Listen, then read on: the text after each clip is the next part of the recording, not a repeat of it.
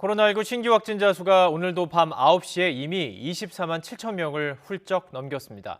연일 최대치를 경신하고 있지만 자영업과 소상공인들 피해도 최소화해야 하는 입장이죠. 그래서 내일부터 식당이나 카페 등 다중이용시설의 영업시간이 밤 11시까지로 1시간 늘어납니다. 정부는 유행의 정점이 불확실해서 거리 두기를 일부만 완화할 수밖에 없었다면서 다음번에 본격 완화를 검토하겠다고 밝혔습니다. 이동호 기자의 보도입니다. 코로나19 신규 환자는 26만 6천여 명으로 역대 최대를 기록했습니다.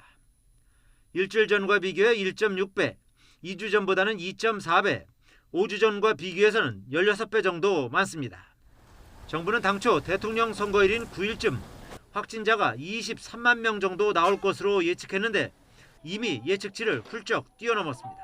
당국은 앞으로 1, 2주 이내에 확진자 수가 최대 35만 명 정점을 찍을 것으로 전망하고 있는데 확산 속도를 고려하면 정점 도달 시기가 더 앞당겨질 것으로 보입니다.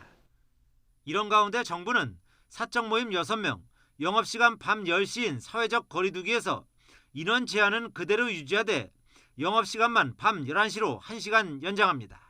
영업시간 연장은 오는 20일까지 적용됩니다.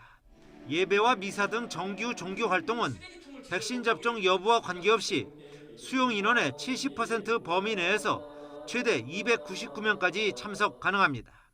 오랜 기간 계속되어 온 자영업자, 소상공인 분들의 어려움이 더욱 가중되고 있다는 점도 고려하였습니다. 하지만 정점이 분명해지고 의료 대응 여력이 충분히 감내할 수 있다는 평가가 나오기 전에 거리두기 전면 완화는 위험하다는 판단에 따라 최소한만 완화했습니다. 이번 조정은 최소한도로 조정을 하였습니다. 이후 다음번 거리두기 조정부터는 본격적으로 완화 조치를 검토하도록 하겠습니다. 정부는 이번 거리두기 완화에 따른 확진자 증가 영향은 10% 내로 예측했다며 이는 현재 의료 대응 체계 안에서 감내할 만한 수준이라고 설명했습니다. 특히 오미크론의 특성 자체가 전파력이 워낙 빠르기 때문에 거리두기의 효과성과 효율성이 저하되는 현상이 좀 나타나고 있습니다. 이에 따라 거리두기 조정이 예전처럼 유행 정점의 규모와 시기에 미치는 영향 자체가 조금 줄어들고 있는 상황입니다. 비록 소폭이지만 가파른 확산세 속에 단행된 이번 거리두기 완화 조치로 유행 정점 도달 시기가 더 빨라지고 확진자 증가 규모도 다소 커질 것으로 우려됩니다. YTN 이동호입니다.